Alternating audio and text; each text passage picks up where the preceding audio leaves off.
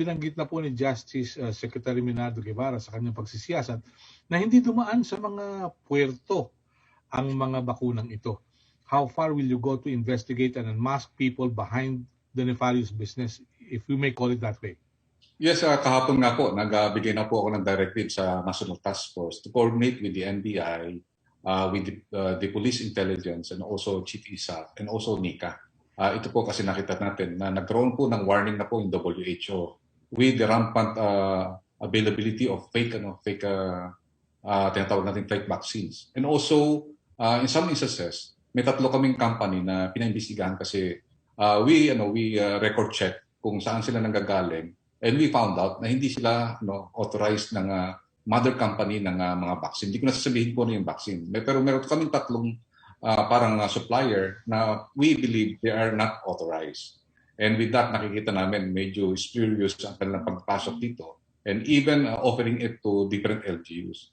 That's why we made a nationwide alert with the LGUs that they will conduct negotiations with the different vaccine companies. It should be properly coordinated with us because we have the wherewithals and also we have the agencies like the intelligence community that can really locate and look at the records and the company profile of these companies that will be possibly putting at risk selling what we call the fake and illegal and smuggled illegal vaccines. Opo, nag-backtrack po kaya kayo kung paano nakapasok yung mga binebenta nila? Tinitingnan po natin kung paano po ginawa po nila yon. And with that, I believe our intelligence community and also the customs intelligence ay talaga po tinitingnan kung para po mapigilan po yung pagpuslit po ng mga ganitong vaccine. Kasi po, delikado po ito. It will really pose a serious threat to the safety and efficacy of our vaccination program. Will you be filing cases against these companies? Yes, definitely. If we found some merits on filing these cases, considering that they misrepresent the companies, we also ask the different companies, manufacturing companies, to really police their ranks so that we can assure that our dealings will be on top of the table. At the same time, it is within the purview of the recently approved legislation that we have. Thank you very much. For Secretary Dizon, please. Secretary Dizon, good afternoon. Afternoon, sir. Secretary Dizon. Afternoon. Magandang hapon po. Maganda po yung balak ninyo para doon sa pagsubok sa mga tao at magkakaroon ng laser approach. Matapos po magkaroon ng pagsubok sa mga tao, gaano po ka-effective ang ating contact tracing upang malaman kung saan talaga nakarating at kung ilan ang posibleng nagkaroon ng karamdaman. Ito po yung mahalaga sapagkat we can all do the testing, but if the contact tracing is still wanting, ano po ang magagawa natin? Tama po yun. No? In fact, sinasabi nga po paulit-ulit ni Mayor Benji Magalong, ang ating contact tracing czar, long way to go tayo sa contact tracing natin. No? In terms of yung dami ng ating dapat na natitrace kada isang kaso. So ngayon po ay nakikipagtulungan po ang DILG, ang NTF at ang DOH sa ating mga local government units at mga executives natin sa mga LGU para po paigtingin ang contact tracing natin. Dahil kailangan po talaga mabilisan at hindi lang yung dami, Sir Melo, yung bilis din ng paghahanap. No, and ang goal is within 24, maximum 48 hours, and na-trace na up to the second or even the third contact levels. No? So, tuloy-tuloy ang ating pag-iinting dyan. Pero it's a challenge, pero pinipilit nating mapabuti ang ating performance sa tracing. Yeah, meron po kaya tayong mababanggit na best practices sa contact tracing? Marami naman pong best practices, no? Marami po ang gumagamit ng mga digital technologies ngayon po. Inaayos po ng ating DICT together with DOH yung mga issues tungkol dun sa mga iba't ibang applications na ginagamit tulad ng Stay Safe at mga iba't ibang applications ng mga LGUs natin. Kailangan lang po talaga ma-integrate ito at magamit ng malawakan para maging effective. Kasi kung may app, hindi naman ginagamit, bali-wala yung app. Opo. Maraming salamat po. Thank you very much, Secretary Hari. Good afternoon. Thank you, Melo. Pierre Anada, please. Hello, good afternoon. Just two questions for our guests. First, sir, has the government already approved guidelines for vaccinating people with comorbidities? I hear that the DOH is proposing to prioritize 7 comorbidities. Is this already approved, sir? Is this for Sec Galvez? Ay, Secretary Galvez, yes. Sorry. Yung prioritization natin po, meron na po tayong na-establish po ng resolution ng NITAG. So basically yung ating prioritization from category A, B, C, ayos na po yun. Bali po yun po ang ginagawa lang po natin sa ngayon na nagkakaroon po tayo ng specific guidelines based dun sa mga vaccine na ginagamit po natin. So sir, alin po yung 7 comorbidities na priority for that group, that sector? Ang ginano natin to remove the complication, kasi kung iano pa natin yung 7 group na gano'n, mahihirapan ng flexibility yung Basta ang natin is yung isang tao, meron siyang certificate na he is suffering from certain comorbidities, hindi na natin lalagay yung priority kasi magkakaroon pa ng tinatawag natin na complication from A3, iano pa natin. Magiging tinatawag natin very tedious at magkakaroon tayo ng tinatawag na pagka nagkaroon na naman tayo ng sequential, hahaba na naman yung natin. So ang natin is ang pinaka-simplified na ginagawa ng ating LGU is parang nalalamsam lahat yung may comorbidities and then they will be pre-listed. And with that, magkakaroon sila ng screening and then nakita na talaga meron silang tinatawag na mga complicated diseases and they will be allowed to have vaccination. Okay, so sir, approved na po yan yung... Yes, na po natin, ang ginagawa po nga natin ngayon, pinukombine na nga po natin yung A2 at saka A3. Kasi po yun ang recommendation po ng mga specialist po natin. As much as possible, we should simplify our vaccination program. The more we limit yung boundaries, the more na magkakaroon tayo ng restriction. So with that, magkakaroon tayo tinatawag na inflexible application. So nangyari yan kasi sa US, makikita natin na they wanted to vaccinate 20 million people last December. At the same time, ganun din ang nangyari sa Israel. When they only concentrated in one sector, they found out na parang hindi nagagamit the whole national resources. So with that, ang ginawa nila is they simplified yung tinatawag natin, they simplified their segments into 3 or 5. So that yung implementing agency will have the flexibility of inoculating as much as many people, qualified people, in the priority list. All right. And then sir, yung second question ko po, kasi na-mention po ni Secretary Roque earlier that extending the ECQ will be a last resort and you will be discussing this on Saturday. Sir, what's the red line that if we cross it, we will extend ECQ?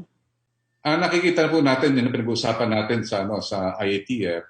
Nakita natin pagka lalo pang nag-spike yung natin tumaas pa. And I think with the recommendation of the expert that we have to extend, we will look at seriously on the recommendation of our expert.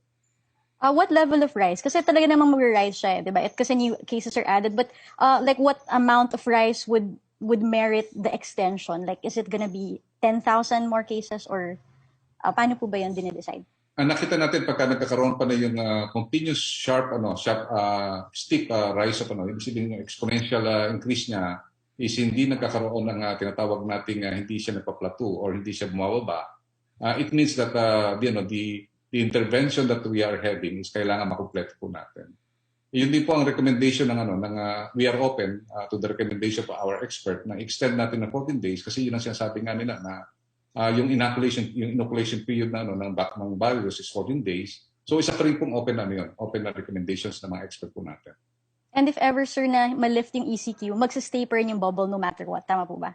Titingnan po natin kasi katulad ng para at least continuous ang ating observation. We might continue pa rin yung observation sa bubble kasi nakita natin yung naging experience natin during March, April, and May. Hindi natin mahiwalay yung Region 3 at saka Region 4 at saka NCR. Nakita natin talaga pagka nag-rise dito sa NCR. Considering that most of the workers are also residing in the Greater Manila area, talaga nakikita natin na same intervention dapat ang tingin natin sa Greater Manila area, NCR+. All right. Thank you, sir. Okay. Mela Lesmoras, please. Hi, good afternoon po, Secretary Roque. For Secretary Galvez, I only have one question po, Secretary Galvez. Sa ngayon po kasi may ilan na natutuwa nga dito sa vaccination program at may ilan din naman na nakakaranas ng aberya. Like for example, dumating sila sa mga LG, dumating sila sa lugar, pero wala pala sila sa listahan. Ngayon, sakto naman po, sir, ay mag-iisang buwan na. Isang buwan na ba nang ipinatupad natin itong National Vaccination Program. May I ask, sir, paano niyo po i-assess yung ating national vaccination program? Ano yung mga good points natin at ano pa yung mga learnings natin na para magagamit natin sa mga susunod pang araw, mga susunod pang buwan? Nakita po natin na yung nagsimula po tayo ng March 1 hanggang ngayon po, nakita po natin na medyo yung nakita natin na yung sequential prioritization. There is a tendency na after 3 weeks or 4 weeks, magkakaroon siya ng slowdown. And considering to offset, magkaroon tayo ng target na we are targeting 500,000 a week or 1 million a week. Kailangan maging sustained yung ating operations. And we cannot sustain that operation without this steady supply. So ngayon, ang lessons learned natin in order to succeed on this inoculation program, kailangan talaga ang ating priority is to get the steady supply of the vaccine. So yun ang pinaka-basic natin. And then nakita natin ngayon yung sa complications ng deployment. Now we are only deploying 1 million, 2 million for now. But in case that we will be deploying 8 million, even 10 million, even 15 million per month, it will be having a complete complicated logistic system. So what we do is ginawa namin is for each vaccine, meron kaming supply agreement with different supply chain third party provider. For example, in Moderna, we already added to the price of the vaccine the supply agreement of end to end, meaning Swillig will take care of the transportation from the manufacturer going here and then distributing it end to end to the different administration area. And that lessons that we have learned that if we will have only one third party provider, it will be a logistic challenge. So what we are doing right now is we wanted to explore multiple supply chain arrangement with the different vaccine makers.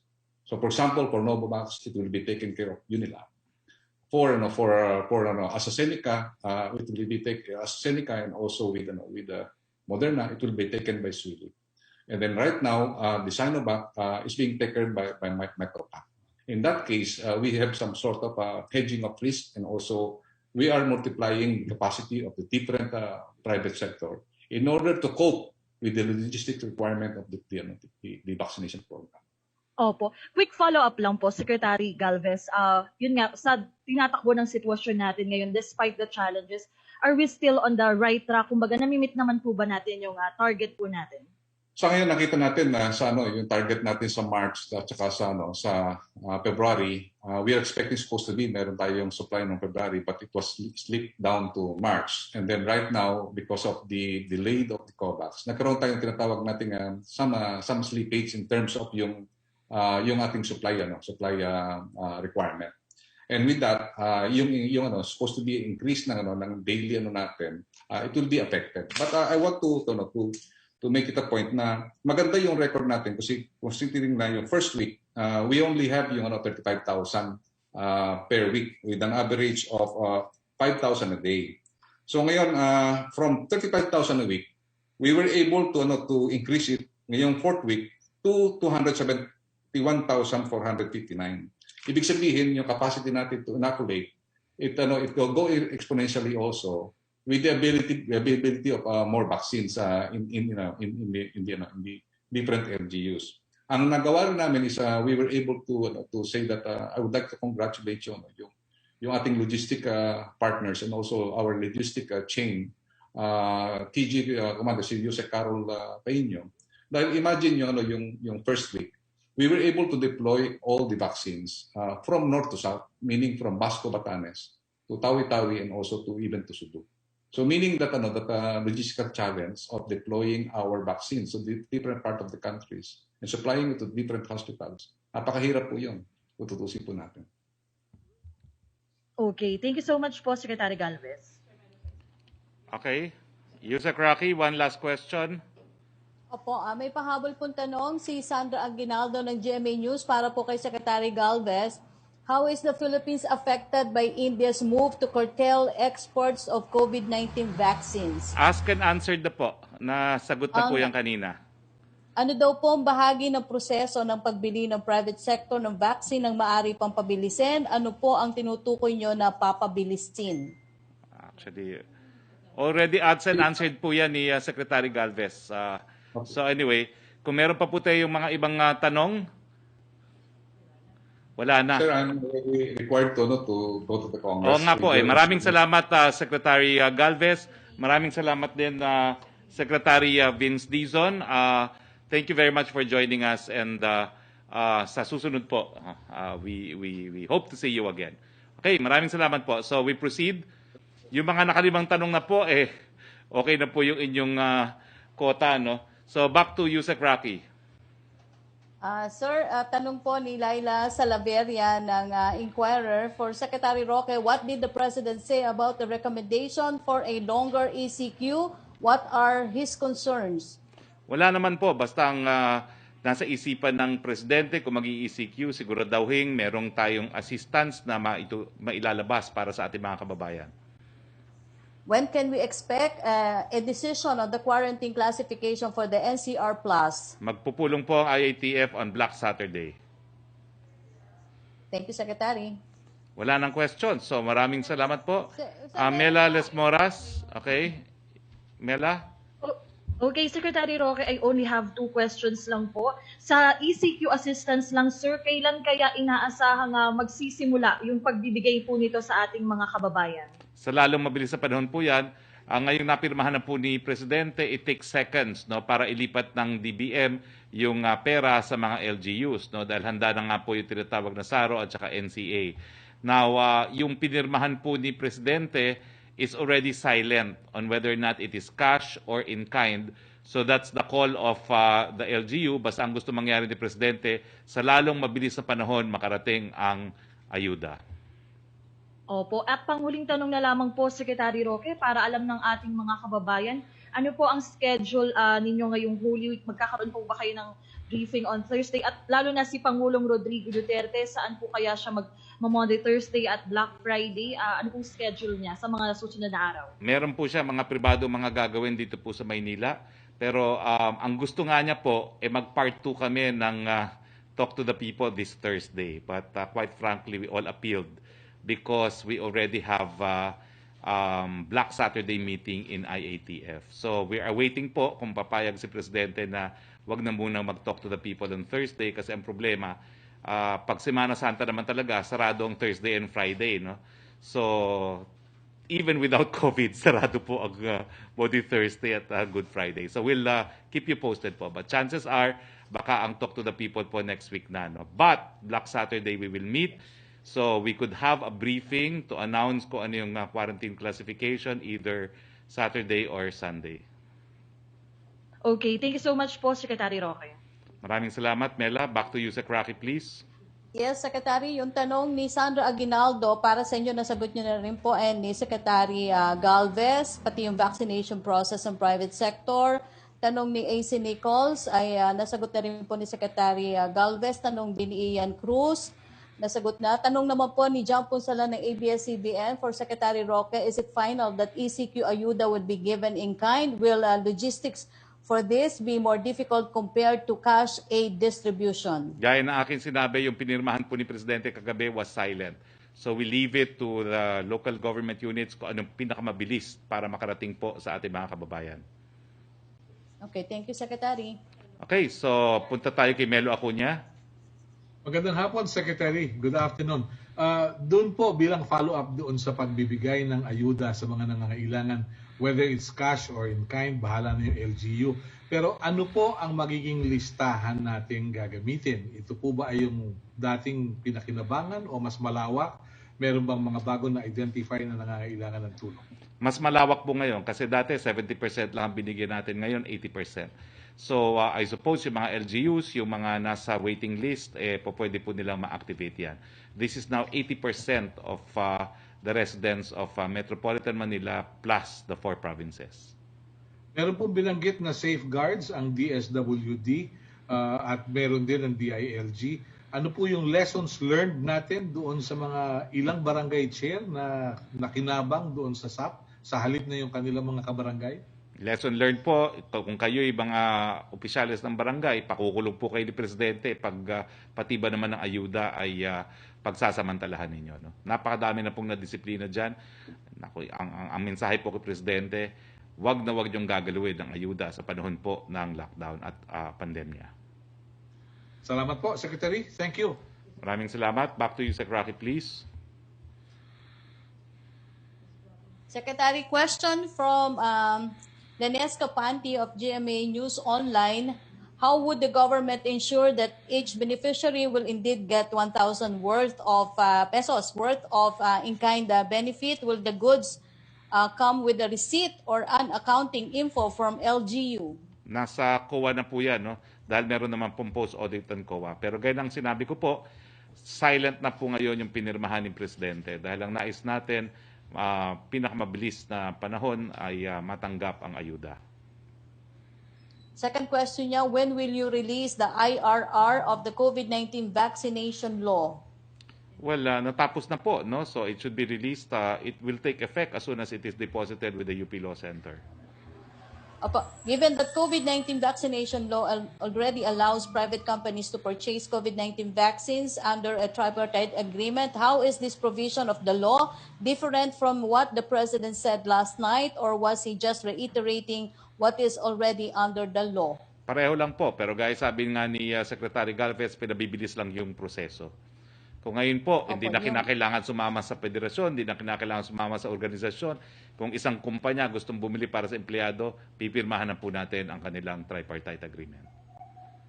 Tanong po ni Chris Jose, unang tanong niya ay nabanggit niyo na about dun sa posibleng extension ng ECQ or pag-aaralan pa.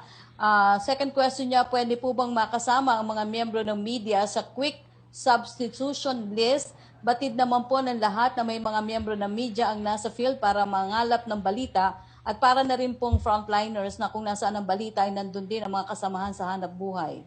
Well, gaya ng pinaglaban ko yung mga comorbidities, no? Yung merong comorbidities, pinapaglaban pa rin po natin na mapasama sa A4 ang media. Hindi pa po tapos ang listahan ng A4 dahil nga po may mga issue pa gaya ng mga miyembro ng media kung mapapasama. So, antayin po natin ang pinal na usapin tungkol dito.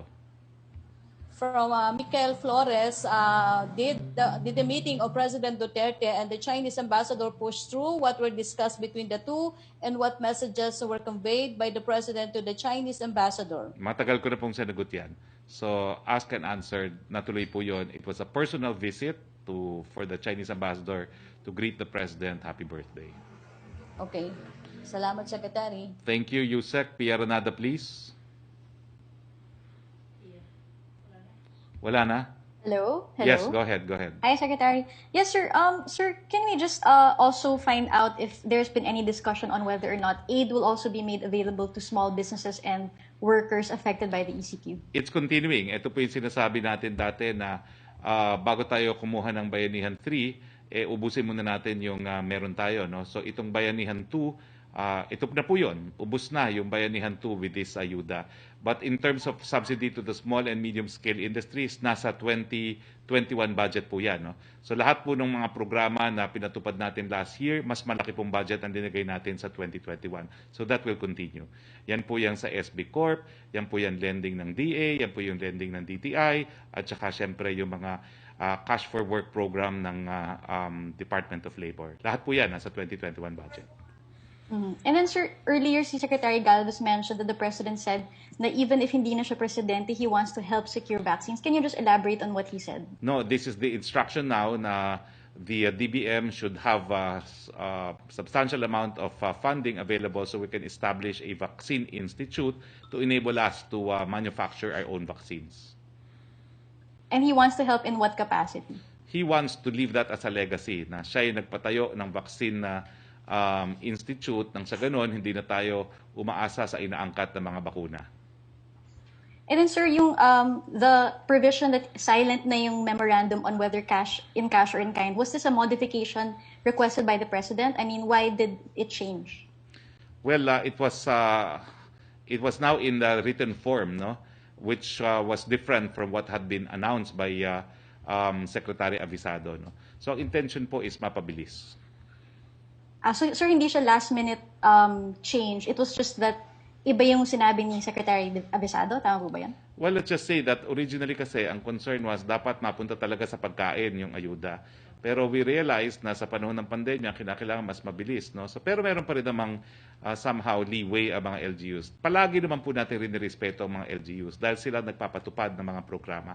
So we cannot substitute our judgment for this. Kung ma-assure nila na mabilisan na in kind, wala pong problema yon. Pero kung bibili pa at matatagalan, well, mas maganda pong i-cash na lang. And then, sir, lastly, ano po yung requirements ng mga private sector in order to fast-track their tripartite deals? I mean, obviously, tama po ba, the vaccines they procure have to be already approved given an EUA. Tama ba? That's one requirement. What other requirements, sir, to make sure na fast-flowing na po yung approval process? Well, syempre, mababayaran nila, no? Hindi na po requirement na mag-donate sila kasi yung requirement naman na mag-donate sila was really an imposition of AstraZeneca. At saka AstraZeneca, subsidized talaga ang presyo, $5 lang. Pero wala na pong bakuna na kasing mura na AstraZeneca, so naintindihan namin na yung provision na mag-donate may have to go, no? Pero kung gusto po nila, we still encourage that. Alright, thank you, sir. Maraming salamat, Pia. Back to you, Sec. Roque. Yes, Secretary, tanong mula kay Tina Mendez ng Philippine Star. Update daw po regarding sa hospitalization, healthcare utilization rates for COVID-19 wards and beds. Pakibanggit po ilang beds instead of percentage. Well, nasa ano po yan, no? Nasa okay, sandali lang po kasi hindi naman mamememorya yan. So ito po, ang total bed capacity po natin, 30,537 or 28% of ABC. Tapos, ang isolation po natin ay 9,794 or 128,533 beds, no? Tapos, ang ating, ano pa ba ito? Yun po, yun ang gusto nyong figures, no? Hindi ko lang po mabasa. Ang treatment natin, ang total bed capacity, sabi ko na po, no? 30,537. Ang ating isolation is 128,533. Opo. Second question po niya, nitong last 2 weeks, may stats po ba tayo na mga namamatay sa quarantine facility sa Metro Manila dahil hindi na nadadala sa ospital if not too late na daw po? Wala po akong ganung stat. Ang meron lang po tayo yung case fatality rate natin na under 2% pa rin po. Opo. From Maricel Halili of TV5, when will the President announce the new quarantine classification? What are the chances that the President will extend ECQ in Metro Manila? I would say it's a 50-50. We're hoping na yung 1 week bubble natin at saka yung 1 week na ECQ natin will lead to lower numbers. Ang pinaka-importante po, it's our critical care capacity. Kaya po tayo nag-ECQ, it's to prepare our healthcare system to treat yung mga seryosong mga magkakasakit. So ngayon po, talagang nag-ECQ na tayo despite the fact na talagang ang cost-benefit analysis ay lopsided, no, in favor of poverty because the hospitals cannot cope kung hindi po tayo mag-ECQ. So yun din po ang ating tatanungin pagdating ng araw ng Sabado. Can the hospitals still cope? Po, yung second question po niya ay nasagot niyo na rin at saka ni Secretary Galvez. Tanong po ni Celerina Monte, yung 1,000 worth of assistance in kind, sino po ang mamimili ng mga produkto na ipamimigay? LGU po ba? At uniform po ba yung goods na ipamimigay sa lahat ng LGU? Gaya na akin sinabi, silent na po yung napirmahan ng Presidente, but we are not depriving the LGUs. Basta importante, mabilis po. Opo, yung ina-allow daw po na private sector na bumili ng bakuna na inanunsyo ni President last night. So basically, wala naman palang bago kasi pareho lang daw po ba ang sistema? Tama po ba daw yon? Well, pinabibilis na po natin at ngayon lang naman kasi po naipasa ng Kongreso din yung batas at ngayon lang din natapos yung IRR. Opo, Secretary, hindi ko po alam kung may nakalinya pa sa Zoom kasi meron pong last question sana. Joseph Morong, please.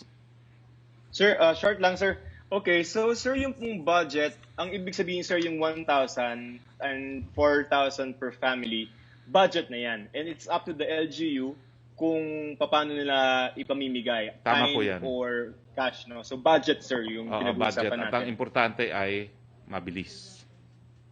Okay. So ang sabi ni Secwe Avisado ay na-release na niya yata yung na-signan na niya yung I think NCA and the SARO. So at least maybe tomorrow pwede nang maasahan ng mga kababayan yung natin yung pera if they can download it to the LGUs or to the Treasury Department, Bureau of Treasury. What we can assure Tomorrow. is today, maililipat na sa mga LGUs yung pondo. Pero wag naman natin asahan na within today completely madidistribute ng LGUs na, no? Hindi naman sila Superman, no? So, bigyan naman po natin sila ng sapat na panahon.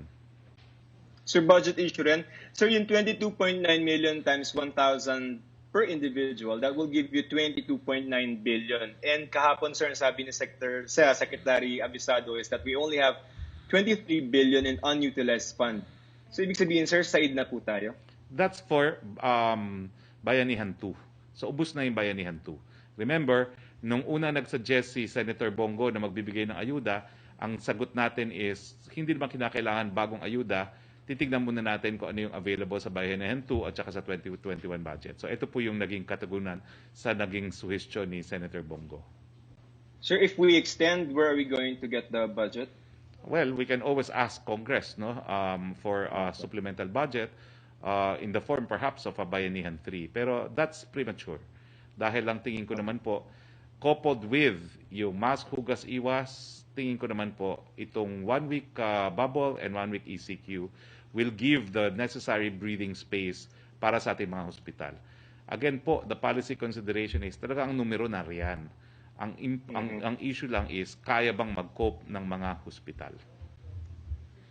Sir, okay, last question, sir. You said that it is yung pong extension of the ECQ for 1 or 2 weeks. It's the absolute last resort. That means this is not the first option. What is the first option? The first option po is actually to resort to reopening the economy if possible, no? Kasi alam naman natin na itong ayudang binibigay natin is stopgap, no? Hindi naman po talaga yan para sa total health ng ating mga kababayan. It's to just let them survive, no? From meal to meal. So mas importante po na mabigyan ng pagkakataon na makapagtrabaho ang lahat. And the restrictions would look like how would it look like, sir? Ay hindi ko pa po alam, let's not speculate, no? Pero we had the bubble, no? And the bubble, the intention was buksan natin ang ekonomiya, hayaan natin maghanap buhay, tignan natin kung mapapababa na natin ang mga kaso. Malalaman na po natin yan next week. Monday, kasi yun yung 2 weeks ng NCR bubble. So malalaman po natin yan sa Monday. Sir, thank you for your time po. Maraming salamat, Joseph. Balik tayo kay Yusek Roque. Yes, Secretary. Last question from Vance Fernandez. U.S. Secretary Antony Blinken stated that the United States will back its ally, the Philippines, in China's maritime militia. Thus, the Philippines officially welcome this reaffirmation of the U.S. that it will defend the Philippines against Chinese aggression, and will this embolden the government to take a firmer stand on the issue of defending our territorial waters? Nagpapasalamat po ang Pilipinas sa ating matalik na kaibigan ng Estados Unidos. Okay, since bago po tayo magtapos, we wish former President Erap Estrada to please get well soon. Alamat po kayo dito sa Pilipinas, no? So we want to see you healthy, and we want you to take part in the public life of the country for a very long period of time. Magpagaling po kayo, Mr. President Erap Estrada. Since wala na po tayong mga katanungan, mga kababayan, hindi na po tayo magpe-press briefing bukas dahil tradisyonal naman po na lahat ng tao ay nagmumuni-muni at nagdadasal pagdating po ng mahal na araw. Ang aking mensahe lang po sa ngalan ng ating Presidente Rodrigo Roa Duterte, Ginugurita po natin ang mahal na araw, ang Semana Santa, dahil dito po pinako ang ating Panginoon, dahil po sa ating mga kasalanan, pero dumating din po ang Pasko ng pagkabuhay. Aantayin po natin ang Pasko ng pagkabuhay dito sa pandemyang COVID-19. Magandang salamat po sa inyong lahat, and until Saturday, magandang araw po sa inyong lahat.